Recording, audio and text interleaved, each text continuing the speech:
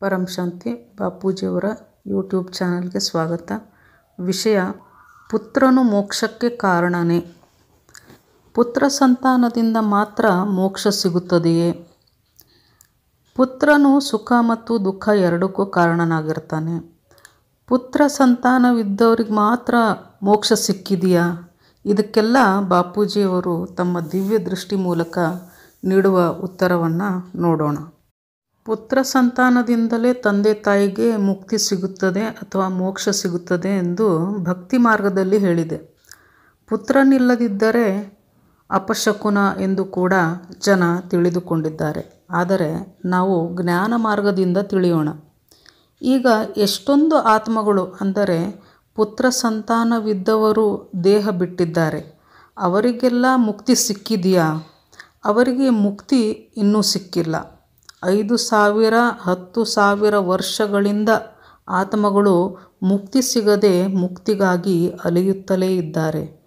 ಪಿತೃಗಳೆಲ್ಲ ಒಂದು ದೊಡ್ಡ ಗುಂಪನ್ನು ಮಾಡಿಕೊಂಡು ಹಾಳು ಬಿದ್ದಂತಹ ಮನೆಗಳಲ್ಲಿ, ಮರಗಳಲ್ಲಿ ಮತ್ತು ಪಾಳು ಬಿದ್ದಂತಹ ಬಂಗಲೆಗಳಲ್ಲಿ ವಾಸಿಸುತ್ತಿದ್ದಾರೆ. ಪರಲೋಕ್ ಪುನರ್ಜನ್ಮ ಎಂಬ ಪುಸ್ತಕದಲ್ಲಿ ಇದರ ಬಗ್ಗೆ ಬಹಳ ಡೀಟೇಲ್ ಆಗಿ ಹೇಳಿದೆ. ಯಾವ ವಿಧಿ ವಿಧಾನ ಪಿತೃತರ್ಪಣ ಏನೇ ಮಾಡಿದರೂ ಕೂಡ ಆತ್ಮಗಳಿಗೆ ಮುಕ್ತಿ ಅನ್ನುವುದು ಸಿಗುತ್ತಿಲ್ಲ. ಆತ್ಮಗಳೆಲ್ಲ ತನ್ನ ಕರ್ಮಬಂಧನದಿಂದ ಮುಕ್ತರಾಗದ ಹೊರತು ಅವುಗಳಿಗೆ ಮುಕ್ತಿ ಅನ್ನುವುದು ಸಿಗುವುದಿಲ್ಲ. ನಮ್ಮ ಮೋಕ್ಷಕ್ಕೆ ಕಾರಣ ನಮ್ಮ ಕರ್ಮಬಂಧನಗಳೇ ಹೊರತು ಪುತ್ರನು ಮೋಕ್ಷಕ್ಕೆ ಕಾರಣನಾಗುವುದಿಲ್ಲ. ಇದೆಲ್ಲವೂ ಸುಳ್ಳು. ತನ್ನ ಮುಕ್ತಿಗೆ ಆತ್ಮ ತನ್ನ ಕರ್ಮಗಳನ್ನು ಕಳೆದುಕೊಳ್ಳಬೇಕೇ ಹೊರತು ಆ ಆತ್ಮನ ಮಗನಾಗಲಿ ಮಗಳಾಗಲಿ ಮುಕ್ತಿ ಕೊಡಿಸಲು ಸಾಧ್ಯವಿಲ್ಲ. ಅಥವಾ ಬೇರೆ ಯಾವ ಸಂಬಂಧಿಗಳೂ ಕೂಡ ಮುಕ್ತಿ ಕೊಡಿಸಲಿಕ್ಕೆ ಆಗುವುದಿಲ್ಲ. ನಾವು 21ನೇ ಶತಮಾನದಲ್ಲಿ ಇದ್ದೇವೆ. ನಾವು ಆತ್ಮಜ್ಞಾನ ಪರಂಜ್ಞಾನದಿಂದ ನಿಜಾಂಶವನ್ನು ತಿಳಿಯಲು ಮುಂದಾಗಬೇಕು. ಮುಕ್ತಿ ಪಡೆಯಬೇಕೆಂದರೆ ಕಾರಣ ಶರೀರದಲ್ಲಿ ಪರಂಪ್ರಕಾಶವೆನ್ನುವುದು ಬರಬೇಕು. ಅಂದರೆ ಆತ್ಮ ಚಾರ್ಜ್ ಆಗಬೇಕು. ಧ್ಯಾನದಿಂದ ಇದು ಸಾಧ್ಯ. ಆತ್ಮ ಚಾರ್ಜ್ ಆದಾಗ ವಿಕರ್ಮಗಳು ನಾಶವಾಗಿ ಆತ್ಮ ಮುಕ್ತಿ ಪಡೆಯುತ್ತದೆ. ಪುತ್ರ ಅಥವಾ ಪುತ್ರಿ ನಮ್ಮ ಸುಖಕ್ಕೆ ಅಥವಾ ದುಃಖಕ್ಕೆ ಕಾರಣರಾಗುತ್ತಾರೆ. ಇದೂ ಕೂಡ ಅರ್ಥವಿಲ್ಲದಂತಹ ಮಾತು. ಪುತ್ರನಾಗಲಿ ಪುತ್ರಿಯಾಗಲಿ ಇವರೂ ಕೂಡ ನಮ್ಮ ಕರ್ಮಗಳಿಗೆ ಅನುಸಾರವಾಗಿ ನಮ್ಮ ಜೀವನದಲ್ಲಿ ಬರುತ್ತಾರೆ. ಇವರಿಂದ ಸುಖ ಅಥವಾ ದುಃಖ ಎನ್ನುವುದು ಇಲ್ಲ. ನಮ್ಮ ಕರ್ಮಗಳಿಗೆ ಅನುಸಾರವಾಗಿ ನಾವು ಸುಖ ದುಃಖವನ್ನು ಪಡೆಯುತ್ತಾ ಹೋಗುತ್ತೇವೆ. ಈ ಸುಖ ಅಥವಾ ದುಃಖ ಎನ್ನುವುದು ಬುದ್ಧಿಯ ಒಂದು ಆಟವಾಗಿದೆ. ಮನಸ್ಸಿನಲ್ಲಿ ಅನೇಕ ಜನ್ಮಗಳ ಸಂಸ್ಕಾರಗಳು ರೆಕಾರ್ಡ್ ಆಗಿ ಕುಳಿತಿರುತ್ತವೆ. ಇದರಿಂದ ಬುದ್ಧಿ ಒಮ್ಮೆ ನಗಿಸುತ್ತದೆ ಮತ್ತು ಒಮ್ಮೆ ಅಳಿಸುತ್ತದೆ. ನಮ್ಮ ಕರ್ಮಗಳೇ ಸುಖ ಮತ್ತು ದುಃಖಕ್ಕೆ ಕಾರಣವಾಗಿವೆ. ಪುತ್ರ ಪುತ್ರಿ ಇವರೆಲ್ಲ ನಿಮಿತ್ತವಾಗಿ ಬಂದಿರುತ್ತಾರೆ ಅಷ್ಟೆ. ಅನೇಕ ಜನ್ಮಗಳ ಸಂಸ್ಕಾರದಿಂದಾಗಿ ಆತ್ಮನ ಬುದ್ಧಿ ತಮೋಪ್ರಧಾನವಾಗಿರುತ್ತದೆ. ಅಂದರೆ ಅನೇಕ ಜನ್ಮದಿಂದ ಕೆಟ್ಟ ಕೆಲಸವನ್ನು ಮಾಡಿಕೊಂಡು ಬಂದು ಬುದ್ಧಿ ತಮೋಪ್ರಧಾನವಾಗಿದೆ. ಬುದ್ಧಿ ತಮೋಪ್ರಧಾನವಾದಾಗ ಆತ್ಮನ ಸ್ವಭಾವ ಸಂಸ್ಕಾರವೂ ಕೂಡ ಕೆಟ್ಟು ಹೋಯಿತು. ಈಗ ಅದರ ಸ್ವಭಾವದಂತೆ ಈ ಜನ್ಮದಲ್ಲೂ ಬುದ್ಧಿ ಉಲ್ಟಾ ಕೆಲಸಗಳನ್ನೇ, ಅಂದರೆ ಕೆಟ್ಟ ಕೆಲಸಗಳನ್ನೇ ಮಾಡುತ್ತಿದೆ. ಬುದ್ಧಿ ಹೇಳಿದ್ದನ್ನು ಮನಸ್ಸು ಕೇಳುತ್ತದೆ. ಮನಸ್ಸಿನಲ್ಲಿ ಬುದ್ಧಿ ಇದೆ, ಬುದ್ಧಿಯಲ್ಲಿ ಸಂಸ್ಕಾರವಿದೆ ಮತ್ತು ಇದೆಲ್ಲ ಆತ್ಮನಲ್ಲಿ ರೆಕಾರ್ಡ್ ಆಗುತ್ತಿದೆ. ಹೀಗಾಗಿ ಮೊದಲು ಮನಸ್ಸನ್ನು ಕಂಟ್ರೋಲ್ಗೆ ತರುವ ಕೆಲಸ ಮಾಡಬೇಕು. ಮನಸ್ಸು ಹೇಳಿದಂತೆ ಬುದ್ಧಿ. ಆತ್ಮನಲ್ಲಿ ಪವರ್ ಇಲ್ಲದ ಕಾರಣ ಮನಸ್ಸು ಲಗಾಮಿಲ್ಲದ ಕುದುರೆಯಂತೆ ಬೇಕಾಬಿಟ್ಟಿ ಓಡುತ್ತಿದೆ.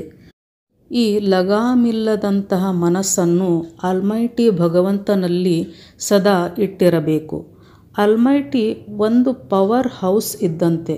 ಈ ಪವರ್ ಹೌಸ್ನಲ್ಲಿ ಸದಾ ಮನಸ್ಸು ಧ್ಯಾನಿಸುತ್ತಾ ಇದ್ದರೆ ಆತ್ಮಕ್ಕೆ ಪವರ್ ಹೌಸ್ನಿಂದ ಅಗಾಧ ಪವರ್ ಬರುತ್ತಲೇ ಇರುತ್ತದೆ.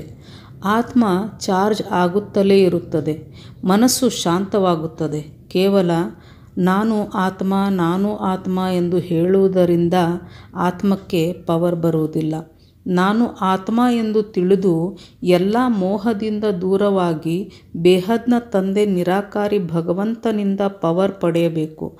ಆಗ ಮುಕ್ತಿ ಸಾಧ್ಯವೇ ಹೊರತು ಪುತ್ರ ಅಥವಾ ಪುತ್ರಿ ಇದೆಲ್ಲವೂ ತಪ್ಪು ಕಲ್ಪನೆಗಳು. ಮನಸ್ಸು ಬರೀ ಕಲ್ಪನೆಯಲ್ಲಿ ಇರುತ್ತದೆ. ಬಹಳ ಆಳವಾಗಿ ಯೋಚಿಸುತ್ತಾ ಇರುತ್ತದೆ. ಜಾಗೃತ ಸ್ಥಿತಿಯಲ್ಲಿದ್ದಾಗಲಂತೂ ಮನಸ್ಸು ಒಂದು ಘಳಿಗೆಯೂ ವಿಚಾರಗಳಿಂದ ಮುಕ್ತವಾಗುವುದಿಲ್ಲ. ನಿದ್ದೆಯಲ್ಲಿದ್ದಾಗಲೂ ಕೂಡ ಮನಸ್ಸು ಸುಮ್ಮನಿರುವುದಿಲ್ಲ. ಎಲ್ಲ ಆತ್ಮರ ವಿಚಾರಗಳು ಮನಸ್ಸಿಗೆ ಬರುತ್ತಿರುತ್ತವೆ. ಈ ಜನ್ಮದ ವಿಚಾರಗಳು ಮತ್ತು ಹಳೆಯ ಜನ್ಮದ್ದು ಎಲ್ಲ ಸೇರಿ ವಿಚಿತ್ರ ಕನಸುಗಳ ಮೂಲಕ ಆತ್ಮ ಭಯಪಡುತ್ತಲೇ ಇರುತ್ತದೆ ಅಥವಾ ಒದ್ದಾಡುತ್ತಿರುತ್ತದೆ. ಅದಕ್ಕಾಗಿ ಮನಸ್ಸನ್ನು ಪರಂಶಾಂತಿಯಲ್ಲಿ ಇರಿಸಿ. ಸದಾ ಪರಂಶಾಂತಿ ಹೇಳುತ್ತಿದ್ದರೆ ಭೌತಿಕದಿಂದ ಮೋಹ ನಷ್ಟವಾಗುತ್ತದೆ. ಈ ಜಗತ್ತು ಒಂದು ಮಾಯೆ, ಈ ಜಗತ್ತು ಮಿಥ್ಯಾ ಜಗತ್ತು ಎಂದು ತಿಳಿಯುತ್ತದೆ. ಈಗ ಸೈನ್ಸ್ ಡೆವಲಪ್ ಆಗುತ್ತಿದೆ, ಬಹಳಷ್ಟು ಬದಲಾಗುತ್ತಿದೆ. ಈ ಸಮಯ 21ನೇ ಶತಮಾನ. ಬಾಪೂಜಿಯವರ ಜ್ಞಾನವನ್ನು, ಅವರ ಆಧ್ಯಾತ್ಮ ಜ್ಞಾನವನ್ನು ಇಂದಿನ ವಿಜ್ಞಾನದೊಂದಿಗೆ ಟ್ಯಾಲಿ ಮಾಡಿ ನೋಡಬಹುದಾಗಿದೆ. 1997 ಮತ್ತು 98ರಿಂದಲೇ ಬಾಪೂಜಿಯವರು ಅನಂತಾನಂತ ಬ್ರಹ್ಮಾಂಡಗಳಿವೆ, ಗ್ಯಾಲಕ್ಸಿಗಳಿವೆ ಎಂದು ಹೇಳುತ್ತಿದ್ದರು. ಈ ವಿಜ್ಞಾನವು ಅಂದರೆ ನಾಸಾ ಅದರ ಫೋಟೋವನ್ನು ಈಗ ತೆಗೆಯುತ್ತಿದೆ. ನಾಸಾದವರು 15,000 ಗ್ಯಾಲಕ್ಸಿಗಳನ್ನು ಒಂದೇ ಫೋಟೋದಲ್ಲಿ ಕ್ಯಾಪ್ಚರ್ ಮಾಡಿ ತಮ್ಮ ಇನ್ಸ್ಟಾಗ್ರಾಮ್ನಲ್ಲಿ ಅಪ್ಲೋಡ್ ಕೂಡ ಮಾಡಿದ್ದಾರೆ. ಅಂದರೆ ಮೊದಲು ಗ್ಯಾಲಕ್ಸಿಗಳ ಬಗ್ಗೆ ಅರಿವೇ ಇರಲಿಲ್ಲ. ಈಗ 15,000 ಗ್ಯಾಲಕ್ಸಿಗಳು ಒಂದೇ ಕಡೆ ಇವೆ ಎಂಬ ಫೋಟೋ ನೋಡುವುದು ಇದೊಂದು ದೊಡ್ಡ ಪರಿವರ್ತನೆಯೇ ಆಗಿದೆ. ಮುಂದೆ ಬರಲಿರುವ ದಿನಗಳಲ್ಲಿ ವಿಜ್ಞಾನ ಮತ್ತು ಆತ್ಮಜ್ಞಾನವನ್ನು ಟ್ಯಾಲಿ ಮಾಡಿ ಜನ ನೋಡಲಿದ್ದಾರೆ. ಇದನ್ನು ಬಾಪೂಜಿಯವರು ತಮ್ಮ ಫ್ಯೂಚರ್ ವರ್ಲ್ಡ್ ಎಂಬ ವಿಡಿಯೋದಲ್ಲಿ ವಿಸ್ತಾರವಾಗಿ ತಿಳಿಸಿದ್ದಾರೆ. ಇದರಲ್ಲಿ 500ಕ್ಕಿಂತ ಹೆಚ್ಚು ವಿಡಿಯೋಗಳಿವೆ. ಆತ್ಮಜ್ಞಾನದ ಮೂಲ ಮಂತ್ರ ಒಂದೇ, ಅದು ಭಗವಂತನನ್ನು ತಿಳಿಯುವುದು.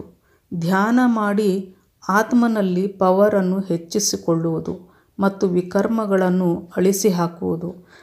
ಕೊನೆಯಲ್ಲಿ ಹೇಳುವುದಾದರೆ ನಮ್ಮ ಕರ್ಮಗಳನ್ನು ನಾವೇ ನಾಶ ಮಾಡಬೇಕು. ಪುತ್ರನಾಗಲಿ ಪುತ್ರಿಯಾಗಲಿ ಬಂಧು ಮಿತ್ರ ಯಾರಿಂದಲೂ ನಮ್ಮ ವಿಕರ್ಮ ನಾಶವಾಗುವುದಿಲ್ಲ, ಮುಕ್ತಿ ಸಿಗುವುದಿಲ್ಲ. ನಮ್ಮ ವಿಕರ್ಮಕ್ಕೆ ನಾವೇ ಹೊಣೆಗಾರರು. ನಾವೇ ವಿಕರ್ಮಗಳನ್ನು ನಾಶ ಮಾಡಿಕೊಳ್ಳಬೇಕು. ಆಗ ಮಾತ್ರ ನಮಗೆ ಮುಕ್ತಿ ಎನ್ನುವುದು ಸಿಗಲು ಸಾಧ್ಯ. ಪರಂ ಶಾಂತಿ.